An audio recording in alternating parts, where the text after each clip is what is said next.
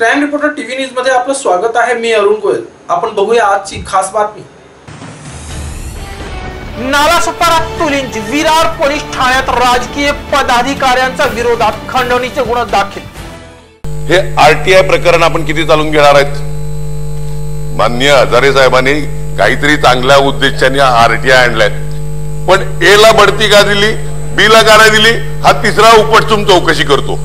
ते आणि बी एकत्र बसतात, त्यांना काही ऑब्जेक्शन नाही। अशा प्रकारचे आरटीआय आमची पत्र वनगा साहेब गेले, कैलासवासी वनगा साहेब, आपल्या सभागृहाचे माजी सदस्य विवेक पंडित साहेबांनी एक 8 दिवसापूर्वी त्यांच्या निधनानंतर आरोप केला का त्यांच्या पत्राचा गैरव्यवहार। वनगा साहेब अतिशय सज्जन माणूस, कुणाला तरी शिफारस पत्र, नोकरीचं, आजारपणाचं अशी काही सहाय्य करून दिलेलं त्यांनी का अख्ख्या जिल्ह्यामध्ये कार्यकर्त्यांना सोय व्हावी, त्याचा काही लोकांनी गैरवापर केला असा विवेक पंडित आपल्या सदनाचे माजी सदस्य त्यांनी केला। हे प्रकार करणारे कोणते बघा, आनंदबाई ठाकूरांचं मी त्यांच्यावर आरोप करत नाही, दादा आनंदबाई ठाकूरांवर मी आरोप करत नाही, परंतु त्यांची पत्र देखील अशाच प्रकारे फिरत असतात।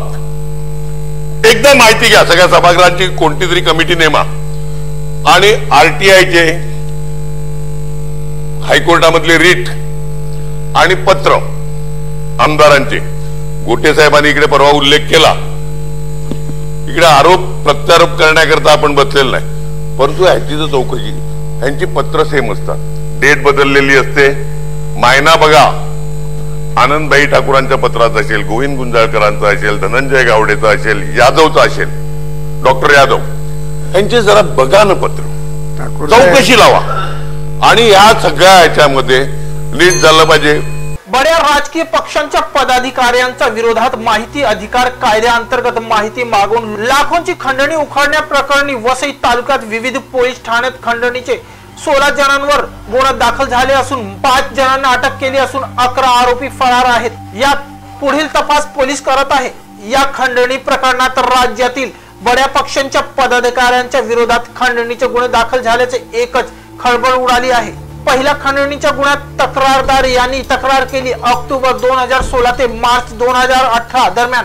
यातील तक्रारदार यांच्या मालकीच्या सर्वे क्रमांक 219 हिस्सा क्रमांक 5 मधील बंगला व सगुन हाइट्स नावाची 7 मंजिल इमारतीचे बांधकामाच्या विरोधात यातील आरोपी व त्याचे साक्षीदार यांनी तक्रारदार यांना वारंवार ऑक्टोबर 2016 ते मार्च 2018 दरम्यान मनपा कार्यालयात तक्रारी अर्ज दाखल करून तक्रारदार यांच्या बांधकामाविरुद्ध कारवाई व तक्रार अर्ज करू नये म्हणून धनंजय गावडे व त्यांच्या साथीदार रमेश मोरे यांनी 11 लाख रुपये व श्रद्धा जाधव व तिचा साथीदार उदय जाधव यांनी 10 लाख रुपये, VN फाउंडेशनच्या अशोक दुबे यांनी 15 लाख रुपये स्वीकारले व कमरेला असलेले अग्निशस्त्र दाखवून धमकावल्या प्रकरणी विरार पोलीस ठाण्यात आर्म ऍक्ट कलम प्रमाणे गुन्हा दाखल करण्यात आला असून गुन्ह्यात रमेश मोरे व उदय जाधव यांना अटक करण्यात आली आहे। दुसऱ्या खंडणीच्या गुन्ह्यात तक्रारदार 55 बांधकाम व्यावसायिक तसेच माजी नगरसेवक व शिवसेना जिल्हा प्रमुख पालघर यांनी तक्रार केली की ऑगस्ट 2017 ते ऑक्टोबर 2017 रोजी यातील आरोपी यांनी आपसात संगनमत करून ऑक्टोबर 2017 महिन्यात तक्रारदाराकडे साई संगम कन्स्ट्रक्शन कंपनी व छत्रपती एज्युकेशन ट्रस्टच्या बांधकामाच्या संबंधित 5 लाखाची खंडणीची मागणी केली। तसेच प्राप्त केलेल्या कागदपत्रे राष्ट्रवादीचे वसई विरार जिल्हाध्यक्ष गोविंदा गुंजाळकर यास देऊन तक्रारदाराने प्रकरण मिटवण्यासाठी 5 लाखाची खंडणी दिली नाही म्हणून छत्रपती शिक्षण संस्था नालासोपारा येथील बांधकामाबाबत वर्तमानपत्रात बातमी देऊन मनपाला तक्रार अर्ज करून बांधकाम तोडण्याची धमकी दिली। तसेच तक्रारदाराविरुद्ध बदनामीकारक मजकूर टाकून मानसिक त्रास दिला म्हणून नालासोपारा पोलीस ठाणे शनिवारी गुन्हा दाखल करण्यात आला असून गोविंदा गुंजाळकर याला अटक करण्यात आली आहे। तिसरा खंडणीच्या गुन्ह्यात तक्रारदार 43 बांधकाम व्यावसायिक राहणारा कांदिवली पूर्व मुंबई यांनी तक्रार दिली की जून 2015 ते फेब्रुवारी 2016 पर्यंत यातील धनंजय गावडे यांनी फर्यादी आस्था सहवास या बिल्डिंग संदर्भात नितीन पाटील यांनी उच्च न्यायालयात मुंबई येथे दाखल केलेल्या जनहित याचिका मागे घेण्यासाठी आरोपित यांनी फर्यादीस नालासोपारा पूर्व राधाकृष्ण हॉटेल येथे बोलावून घेऊन फर्यादीकडे 50 लाख रुपयांची खंडणी मागितली असताना फर्यादीने नकार दिला असताना आरोपी धनंजय गावडे यांनी फर्यादीवर रिव्हॉल्वर रोखून पैसे दिले नाही तर तुझं गेम करीन असं धमकी देऊन तक्रारदार कडून 32 लाख रुपये घेतले व गावडे यांनी फर्यादीकडून जबरदस्तीने 8 टन स्टील व एसीसी सिमेंटच्या 600 गोण्या असे एकूण 10 लाख रुपयाचे सामान सिरफाट्यावर येथील फार्म हाऊस वर पाठवून देण्यास सांगितले म्हणून तुलिंज पोलीस ठाणे गुन्हा आर्म ऍक्ट कलम प्रमाणे गुन्हा दाखल केला असून गुन्ह्यात 2 जणांना अटक करण्यात आले असून चौथ्या खंडणीच्या गुन्ह्यात बांधकाम व्यावसायिक राहणारा विरार पश्चिम यांनी तक्रार दिली की 2015 रोजी डिसेंबर महिन्यात नालासोपारा पूर्व येथे यातील आरोपित यांनी तक्रारदार 20 जानेवारी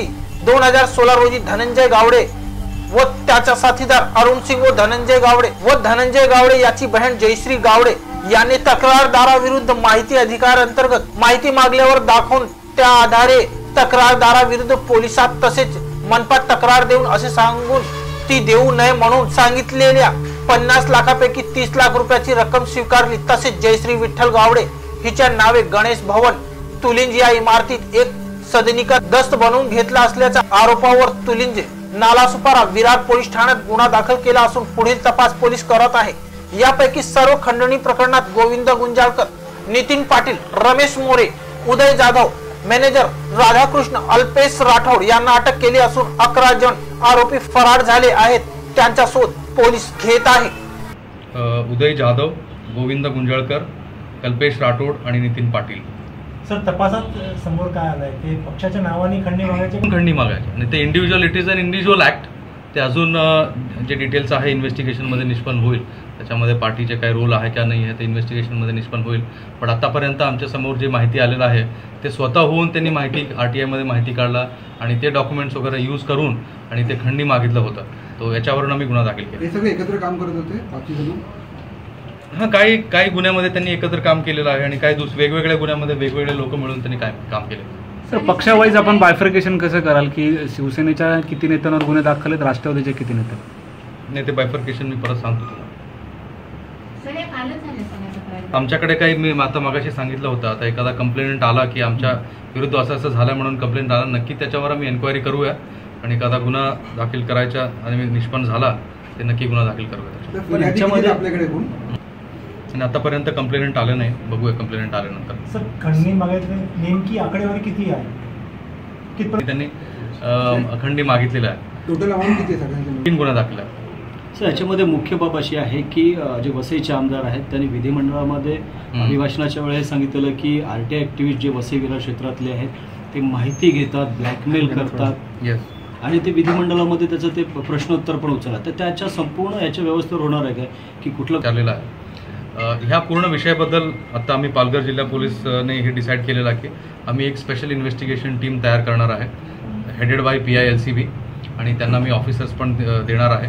असा जे कंप्लेंट येतात आता RTI मध्ये RTIची पॉवर वापर करून आणि ते खंडणी मागायच्या आणि त्याच्यावर लोकांना हरॅस करायचा, यासारखे जे गोष्ट आमच्या समोर जे आलेलं आहे ते व्यवस्थितपणे आणि डिटेल इन्व्हेस्टिगेशन करायला आम्ही एक स्पेशल इन्व्हेस्टिगेशन टीम नेमणूक करणार आहे आणि ते टीम डिटेलमध्ये इन्व्हेस्टिगेशन करतील। सर, पण त्या आमदारावर कारवाई होईल का जे विधिमंडळामध्ये ह्या माहिती अधिकाऱ्यांचे जे आहेत त्यांच्या अनुषंगाने प्रश्न विचारतात, त्याच्यावर काय होणार? तुम्ही आमदारांवर खरोखर करणार आहे? आतापर्यंत आमच्याकडे आमच्या समोर जे विषय आलेला आहे, आमच्या समोर जे डिटेल्स आलेलं आहे त्याच्यावर आम्ही काही सांगू शकत नाही ॲक्शन होणार किंवा नाही होणार।